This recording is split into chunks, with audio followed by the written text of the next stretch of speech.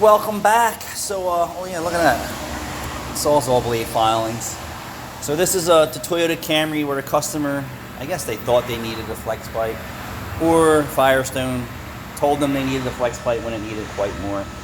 If this vehicle was at the Toyota dealership and most other shops at 100,000 miles would need an entire exhaust system. So that means from here all the way back, not including if the engine light is on for oxygen sensor, or if the oxygen sensor doesn't come out of the pipe, or if it has a manifold converter issue, or so on and so forth. So 100,000 miles at the dealership, you'll be spending $3,500 easily for a whole new system.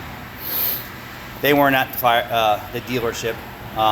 Most gas stations can't use a torch or welding because it's dangerous. They could blow up. So they're not going to cut and weld. Pep Boys and Firestone and things like that, Mavis, you're buying direct fit exhaust at $1,500 or more and hope that they get it installed correctly. And actually, if it's even made right, my experience is most aftermarket things aren't even made correctly, and you need an exhaust shop to make it actually fit right. So here's what the options were for the customer, right? One is, if it's in your budget, you should replace the whole exhaust system. Two, we can repair the failed areas. So with a little Sawzall work, right? Cut this out, we're gonna weld in a new flex pipe. We cut out the bad section back here. I have this tacked in, saving all the other pieces of this exhaust system. This is still good, this is still good. We're gonna fix this before it falls off, and then I'll realign the exhaust system. So in most cases, you don't need an entire exhaust system when you come here. But we just did a Nissan Frontier that similar scenario. The front converter flanges on the V6 were rotted out. The intermediate converters were okay. The rear flanges on the rear converters were rotted out. The Y pipe was rusted out.